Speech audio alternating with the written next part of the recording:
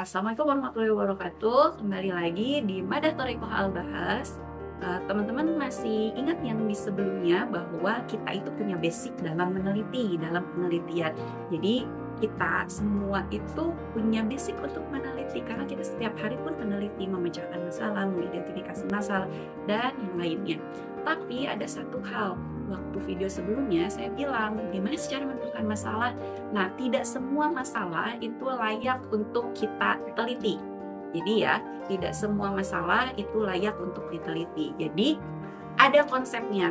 Kalau misalkan kita penelitian ya, masalah dalam penelitian. Dalam pendidikan itu ada dua hal, yaitu jadi ada riset, juga ada belajar. Nah, riset itu menghasilkan sesuatu yang bersifat universal. Tapi kalau misalkan belajar, itu menghasilkan sesuatu yang bersifat relatif. Oke, kita bahas satu-satu. Riset yang menghasilkan sesuatu yang bersifat universal. Jadi, kalau misalkan kita mengidentifikasi sesuatu, mencari sesuatu, memecahkan sesuatu, hasilnya itu harus bersifat universal. Tapi kalau misalkan belajar itu relatif. Misalkan teman-teman belajar nahwu nih, kemudian tahu nih, oh ini mu'rob, ini mabni, tapi hal itu berdampaknya relatif karena yang tahu adalah kita, yang berdampaknya hanya untuk kita.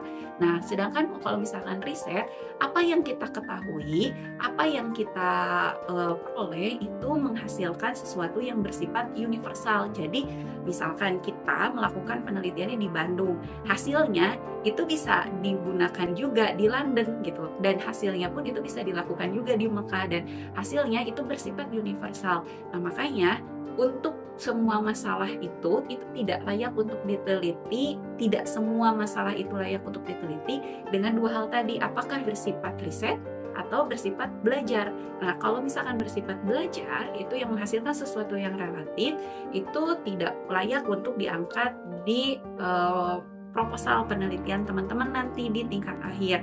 Tapi untuk riset itu harus bersifat universal. Jadi keberlakuannya jangan langsung mikir hanya di UPI saja atau misalkan hanya di kelas saja, tapi apa yang kita lakukan itu akan berdampak manfaatnya kepada hal yang lebih luas lagi.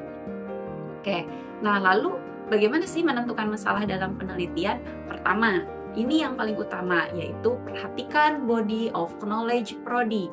Nah, karena kita ini adalah prodi pendidikan bahasa Arab, kita ada body of knowledge prodinya yang di next video akan saya jelaskan body of knowledge prodi dan berangkat dari topik of body of knowledge prodi itu seperti apa. Yang kedua, spesifikkan tema menjadi topik khusus. Temanya umum nih, tapi nggak bisa yang umum itu diteliti secara keseluruhan karena itu akan melelahkan, karena si masalah itu harus dipecahkan secara spesifik mungkin. Karena di sebelumnya saya pernah jelasin bahwa masalah penelitian adalah isu yang spesifik. Jadi ambillah topik yang memang itu spesifik, dan di next video saya akan jelaskan bagaimana cara mengambil isu yang paling spesifik itu. Dan yang ketiga, lakukan studi pendahuluan itu jika diperlukan. Nah, studi pendahuluan ini bisa kita lakukan misalkan observasi, wawancara, atau misalkan kuesioner, atau dengan angket kemana? Ya ke calon dari objek penelitian kita.